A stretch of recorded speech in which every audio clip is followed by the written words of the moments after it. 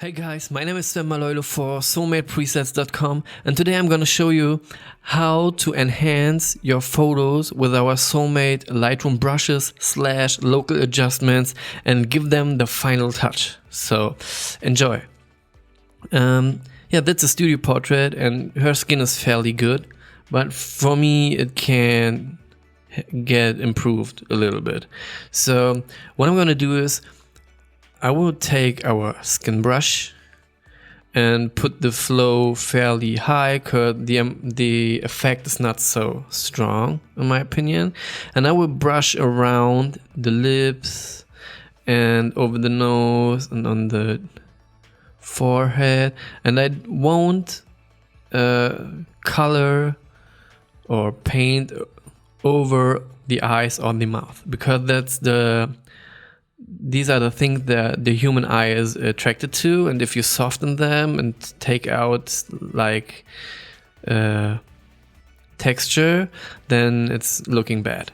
So that's the first step, and I will show you before and after right now. That's after, before. You can see it smoothes out all the light and shadow transitions, and yeah, that's pretty much it. So, and what I will do next is I will add a new brush. I click on new here and go over and use the Soulmate Dodge. The Dodge brush will brighten up everything you paint over it. For this, I will go to fairly low flow, like around 6 or something, I don't know. And I will brush over shadows that, in my opinion, don't look flattering. Like this shadow here, under the eye, on the nose, here. We'll just brush over it and fade the effect in until the shadow looks evenly with the bright. And I will also brush slightly over the nose. And yeah, you can do this with all like uneven points, like so, here. So you can simply brighten up dark spots and can this way even like diminish wrinkles a little bit, and so like here, for me that's T-zone here. It's pretty much that's it. So now I'm gonna show you before, after, and I think that's a really big improvement. And you didn't have to leave Lightroom.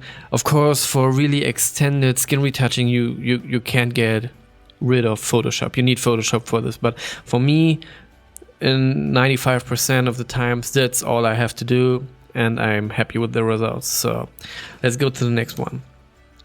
The next one is a newborn with a little bit redness going on the cheeks and here around the chin, and we have a pretty nice brush that's called red spot removal. And I will zoom in, not 100%, but like so, and I will use a low flow again, like 12 something. You have just to play around with the flow. Use the flow. You need to apply the effect so that it's not obvious. So you can fade it in and out everywhere. So we start at the darkest red spot here, and we'll brush over the chin, here on the cheeks, and then we'll brush it in so that the transitions from the normal colored skin to the red skin gets more even, like so. And here's a little spot. I will take a really small brush, like so, and paint over it. You have to go over it a lot of times when you use low flow until the effect gets there. Like you see, now it's gone. And then I will go over here, over the whole cheek, a little bit, and we'll here. You can always use a new brush, if like layer the brushes and to get the effect perfectly, but I would do it like quick and dirty right now, like so. And you can also like change the effect amount by clicking the little arrow. If you don't see the amount slider and you see all the details of the brush, you can click this little arrow and you will see amount slider, and then you can change the amount, like so. See, now it's graying out, and you can dial in the effect perfectly until the red cheeks look natural, like so. I will now add a second brush, the skin brush from us, and I will up the flow amount again, and we'll brush over it a little bit to even out the skin a little bit, like so, like so. Here. Oh, what I see, I will take the other brush again, and I will brush a little bit over the nose, because here's a little bit red going on again. Two, like so, under the eye a little bit, like so. You can see you can get rid of all the, now you can also use the spot remover tool and simply like drag over the scratches and stuff little kids have very often, like so. But yeah, you get the point. So let me zoom out and let me show, that's after. And now let me show you before. Look how magically he has now clean skin, and you didn't have to use Photoshop or anything. You can do this perfectly here in Lightroom, and I think the effect is perfect. Like, yeah, it's looking so much better. Okay, let's go to the next one. The next one is no skin retouching. The next one is more like, look, that's a final edited photo, but you always want to get like the focus of your viewer to your subject. So to get this, I will do two things here. I will use the radial filter, and I will use a vignette, the SOULMATE vignette, and I will pull around the couple, like so. Oh, my mask was inverted, sorry. And you have to find like the sweet spot of how you have to form the radial filter to make it look natural. Sometimes you have to look for how the light flows and stuff. And for this example, I will dial down the amount a little bit,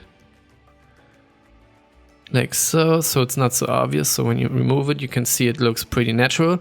And I will add a second radial filter with our SOULMATE spotlight. The spotlight is pretty much just brightening up and diminishing contrast a little bit to like brighten up the faces of the couple here. I would now invert the mask like so. And here, the best way to judge if the effect is good or not is to zoom out again. And it's a little bit too much, and I will simply dial it down like so.